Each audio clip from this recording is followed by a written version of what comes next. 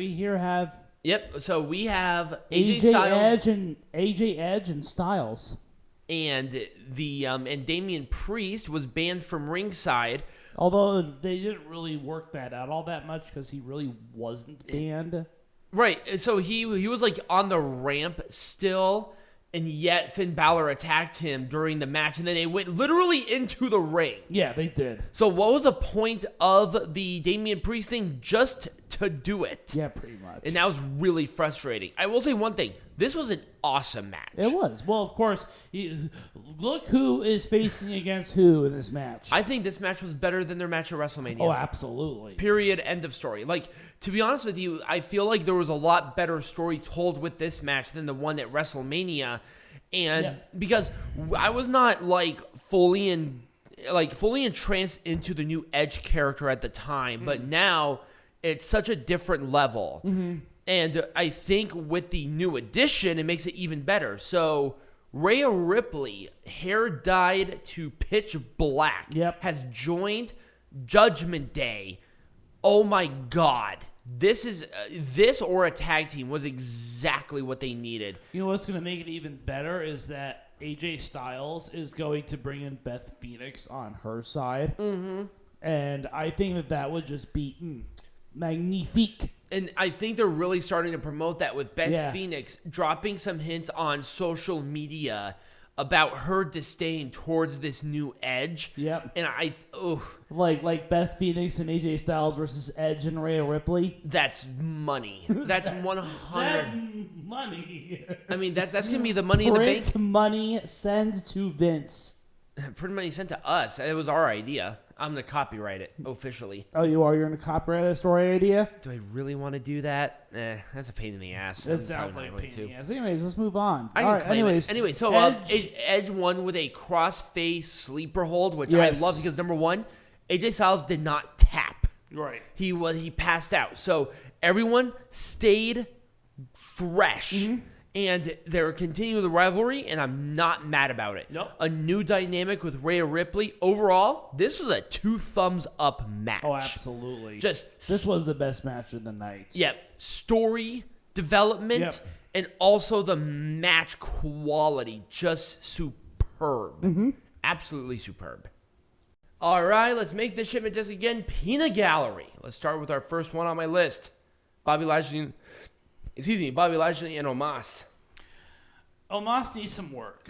Yep. I'm not going to deny that Omos needs some development in terms of the ring awareness, especially, and his talking skills. His moveset is getting a lot better. Yes, he is improving. There is a very marketable improvement. Yep. I think him doing the very minimal promo work is really benefiting him. Mm-hmm. Not because he is bad at promos, but the fact that he is a giant, and giants usually don't talk. Right.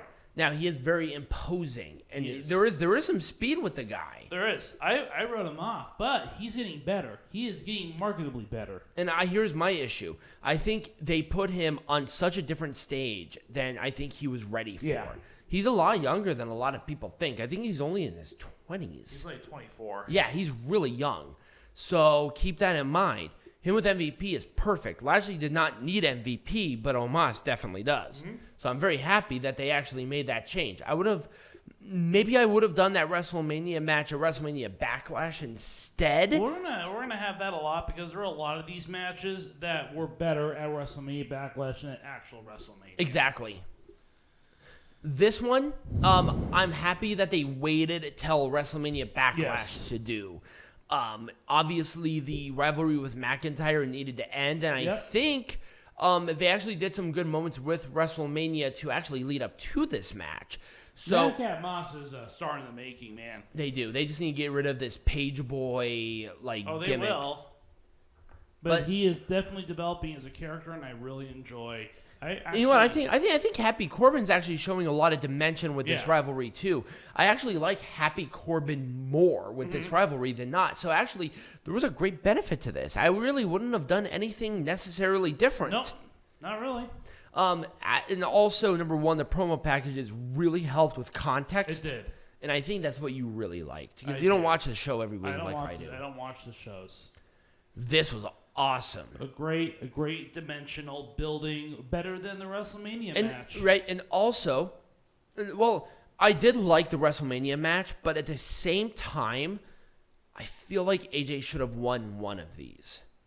I think it would have been better use of the same thing, like when Rhea Ripley attacked AJ, and then have her being revealed as being part of Judgment Day, have AJ Styles win at Mania with some bullshit, have Damian Priest attack him under like a hood or something, and join it the way that it happened there, we would have been talking about a different situation. Yeah. Because now it's like, okay, you're continuing a story where AJ lost twice. Edge won both matches. What's the point now? Yeah. But Rhea Ripley joining Judgment Day, perfect. In every way. Now you just need a tag team, and then it'll be good. But right now, awesome. I think it just fits so well. Yeah, you tag team like Alpha She doesn't have to do anything different. No. She has a new look, which needed to happen, and I think they're committed to the Rhea Ripley heel turn, which is exactly what they needed to do to really put herself in a different position. Team like Alpha Academy. That'd be awesome. Oh, there was a lot to unpack here. I liked the match, but at the same time, if you were going to stick with a certain match, commit to it. Nope. And that was a problem for me. Yep, told you, weakest match on the card. Nope, it wasn't the weakest match on the card for me. I think, despite me liking some stuff about the other one, I think Bobby Lashley and Omos's was the weakest match on the card. I think this one was stronger than some of them, but I can see why you believe this match had the weakest story going into it. I can see that. Very much the weakest. Now here's the issue, and I think they should have waited for this match to be on a regular show, but they started storylines with this, and you don't start a storyline on a pay-per-view. You end a storyline at a pay-per-view or a premium live event. It's a premium live event. I don't even know what a pay-per-view is. Peanut Gallery, I literally... For the show, for NWA, and literally for Triple Mania, I had to buy it. So what's a pay-per-view? This was great. I thought this match overall in context was actually even better than the one at WrestleMania. Yep, it was. Because, number one, they actually added more context to the seriousness of this. And then also, I just thought they wrestled a better match. Yeah, they did. They wrestled a better match. There was a better match. There was a better story, and they're going to continue with this story. Once again, why did Cody Rhodes have to win twice? And then also, I mean, even if Seth Rollins won, have him win some bullshit like it's not legitimate, and then nobody would have cared. Right, then you ended on a good note at Hell in a Cell. Right. But whatever. I'm actually okay with it, though, because they had good promos. Yeah. They promoted it really well, and I think the Miz at some point is going to get involved. I think so too, because it sounds like he's hinting at that. So yeah, well, he has to do something here. And let's talk about our final one. This was so fucking awesome. I wish this should have been the Mania match. This should have been the Mania match. And it's so disappointed they didn't do that because, well, number one, once again, I'm thinking about like more like losses of opportunity than winners. Number one, Ronda Rousey should have faced Becky at Mania. And then also, did we ever have a Charlotte Flair versus Bianca Belair match? I don't think we ever had. That'd have been awesome. Both of them actually come from very similar backgrounds. That'd have been cool. But you know, we're all leading up to the title unification of here's the thing. and Ronda Rousey. But here's the thing. I will say these two wrestled exactly how they should have. But also very brawly, very unhinged, and I thought there was good story. Now, there was an indication with Drew Gulak with this rivalry, and I would have loved some interaction with Gulak with this match, but they didn't. Now, it didn't take away from the quality. It took away from the story, maybe not the quality. Oh, you know what I hate about this match? I hated how the referee had that little stupid fucking microphone. They did that for all I Quit matches. I know, but Jesus Christ. No, that's fine because they've well, no, literally... what they did though was they actually used the microphone as like other lines of dialogue and. No, I actually liked that dynamic. You liked that? I did not like that at all. I did. I actually liked that dynamic. No. I really you're wrong. Nope.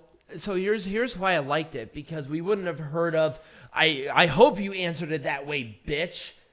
There was good stuff with that. I know, but they could have enhanced the sound on that too. The problem was that it wouldn't have been good for the live fans, and I think what they did here was they added to the story within the match very subtly with the microphone, because the microphone was already involved. They wanted to cater to the live fans too. Yeah, I can see that. Okay. And because they've always done that. Now, keep in mind. Now, think of a classic I Quit match between The Rock and Mick Foley. They had the microphone. Oh, I know they had the microphone, but it was story. It was story edition. I had a problem with the fact that the referee just gave it to whoever wanted to talk. You know what I mean? It was story progression. Even within the context of the match, I thought it worked. Oh, whatever. But here's the thing. I'm not gonna argue. No, here's the thing. I can see why you were frustrated by it, but I think they did it in a great way here. I don't know. I still think I mean overall the quality of the match was excellent. Yeah. And I think that's really all that matters. People were chanting, "This was awesome." The back and forth, everything was really good, right. And the crowd was really into it. So overall, this was good. I just really wish this wasn't the only fucking title match. That was annoying. I don't even have a problem with that. I do. I had a problem with this. Well, of course you did. I did. You have a problem with everything. Have a Raw Women's Champion match. No, Bianca Belair is a nobody. Ow. Anyways. That's mean as shit. Anyway, so next week, there is no pay-per-view for the next, 2 weeks. Yeah, so you gotta figure out what we're doing. It's TBD. Hopefully we fucking get on camera. I know. Hey, I didn't even know that the camera was having an issue until literally 20 minutes before the show happened. That's true. So that's why that kind of happened. So when we come back, we will most likely have camera. Don't hold your breath, but we will have camera, and I will be holding my breath, and you are going to enjoy it. Excellent, I think. So be sure to subscribe. Follow, become a patron, give Tiger Height a fucking thesaurus, because apparently I cannot speak. Yep. And if you think I cannot speak, remember to subscribe to the channels and share with your friends. So that we get a dictionary? Yes. And as always, be majestic.